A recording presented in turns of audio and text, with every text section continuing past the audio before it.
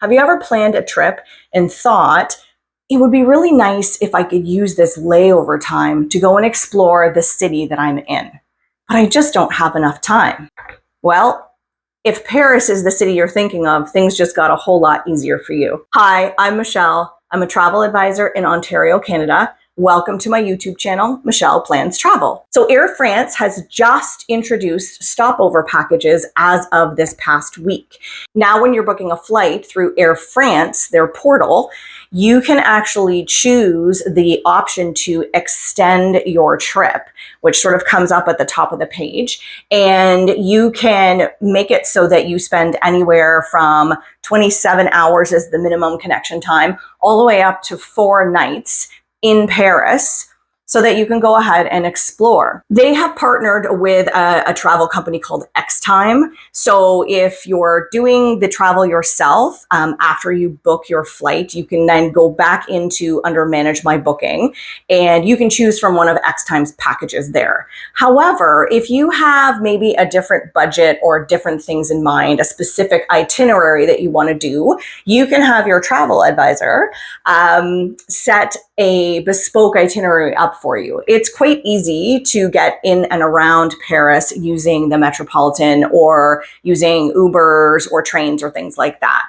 The reason for the new stopover program is basically demand. So there was a survey done and it showed that 81% of customers connecting through Paris wished that they had more time and more options to go and explore Paris while they were transiting through. I've actually come across that with my own clients, and they've been sort of there for 8 hours, 10 hours, and they were like, oh, can I go and explore Paris? No, that's not enough time. You absolutely cannot go and explore Paris in 8 to 10 hours. Just getting to and from the airport, while it's easy, it does take a little bit of time, and then you would have to get back through security. So very good that the minimum connection time here is 27 hours. It just gives you a little bit of leeway in terms of getting in and around. So I went on Air France's website myself to see how easy this option is. And it truly is, it is super easy. So if I'm booking your travel, or if you want to book your own flights, you just simply go to Air France, you put in your dates, you choose the route to where you want to go. So let's say I was going from Toronto to London Heathrow, or I want to go from Toronto to Rome or somewhere else. And then you click on the extend my travel portion, and it will let you choose how long you want to extend it for. And then you just book your flights, or I would book your flights as per normal. Honestly, 2 to 4 nights in Paris is going to give you enough time to explore all of the major monuments, as long as you have a pretty steady travel pace. I was there last summer, and we had basically Friday afternoon and night, Saturday, Sunday, and Monday. And we saw everything that we wanted to see. So if you have a little bit more time, you could see a little bit more. Or if it's not your first time in Paris and there was something that you wanted to see that was on your list and you didn't get to see it the first time, you can just choose like a 1 or 2 night stopover. The Paris stopover option is accessible to you in any class that you book. So you don't have to be in their premium class. It's accessible to even economy classes, which is fantastic. So I think that's pretty exciting news. It definitely makes things a lot easier than trying to sort of plan those flights yourself. It's certainly something that I'll be looking into the next time I'm traveling anywhere in Europe. Another country that has a stopover program is actually Iceland. And when you book with Iceland Air, they also give you the opportunity to expand your trip and to do a stopover in Iceland. Again, I believe it's for up to 4 nights. So it just, again, makes it really easy if you're transiting through Iceland to Europe to spend a little bit of extra time in that country and explore the beauty that is there. We actually traveled with Iceland Air last year to London Heathrow and back. Well, London Heathrow and then back from Paris, funnily enough. And I was really tempted at that time to do a stopover in either direction, but we just didn't have the time or the means. However, moving forward, again, it is something I'm definitely going to check into when I'm traveling to Europe. Something else I wanted to talk about in today's episode is travel scams. And I've kind of touched on these a time or two in some of my reels over on Instagram. But it is a growing problem, and it's becoming a worse problem because of AI. I know we like to blame AI for everything, but in this case, it is true. AI is just definitely having a hand in these. There's been some research done by the company McAfee, and what they're finding is that the increased cost for travel has made people act in different ways and has made them more susceptible to falling for travel scams. And the research also showed regarding AIs that 69% of the people they surveyed said that AI generated content is making it really hard to differentiate between what is real and what is a scam. And we know that AI has massive capabilities. It's not just websites they can recreate or emails. It's voices. They can generate, fake phone calls and fake travel agents or fake customer service agents. So it is quite difficult sometimes to differentiate between what's real and what's not real. The research also showed that these scams work because people act quickly on them, and they also spread quickly. So they look real, people get excited, the word goes out, other people see it, and they then also take advantage.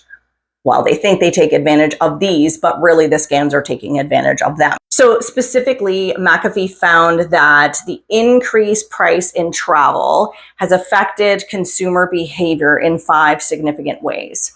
So the first way is that people are acting more quickly. They're booking faster than they would normally do. And they found that 90% of people feel pressured to act quickly, to book quickly, so that they don't lose the deal that they see. People are choosing cheaper deals without verifying. And they found that 32% of people would book something without actually checking to see if it was true before they booked. People are ignoring red flags. 33% of people said that they saw what was potentially a red flag and just booked anyway. People are trusting messages that look legitimate. 41% of people said that they have fallen sort of prey to a message that looks legitimate. And honestly, I think it might be higher than that. I know that I have fallen victim to an email that looked legitimate and it wasn't. You really have to look at those specific email addresses, because there'll be often little changes in them. Very, very subtle, but it's very easy to fall prey to those. And clicking links without verifying the source. So 20% of people said that they were guilty of just clicking on a link without checking to see where the link was from, what source it was coming from. McAfee's consumer study also found that there was some top scams that people are falling prey to more than others. So fake travel deals and promotions, scam booking confirmations or updates, manipulated accommodation photos and or listings, payment requests outside of official platforms, fake vacation rental listings, and customer service impersonation. Now, I actually spoke about this last one in a reel that I did a week or two ago, where a couple had just done their online check-in for a flight.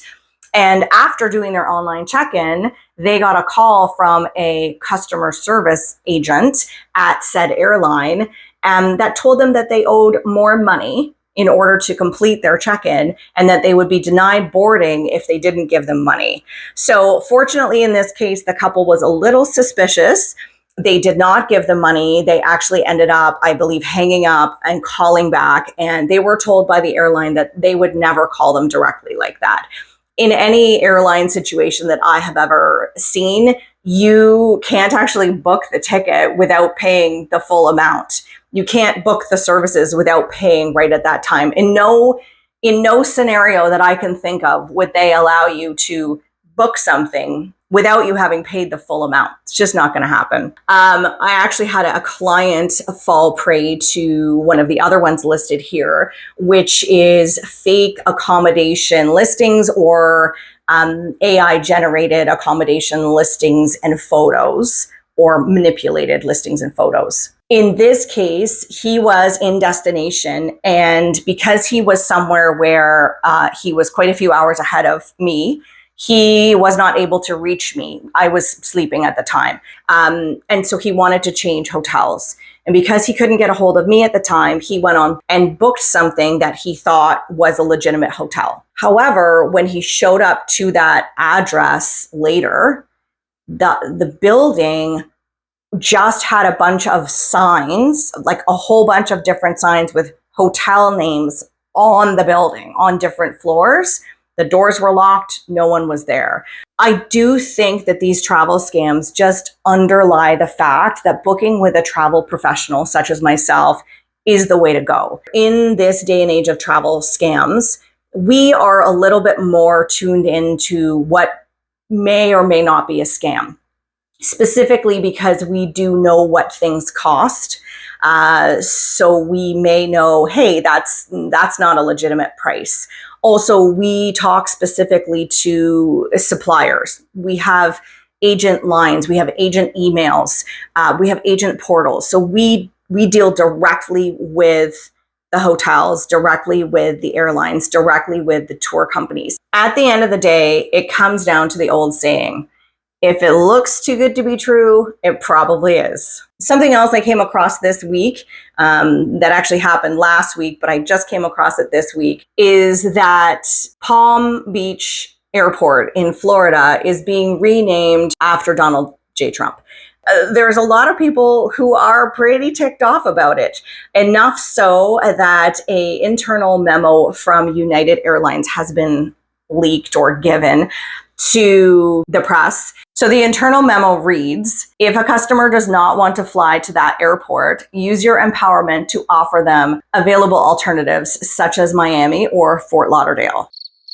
United was contacted for a comment, and they basically said that this was poorly worded and not true, and that people can't just change their tickets based on the airport name or code. And yes, it is going to be changed. The IATA code for this new airport is going to be DJT.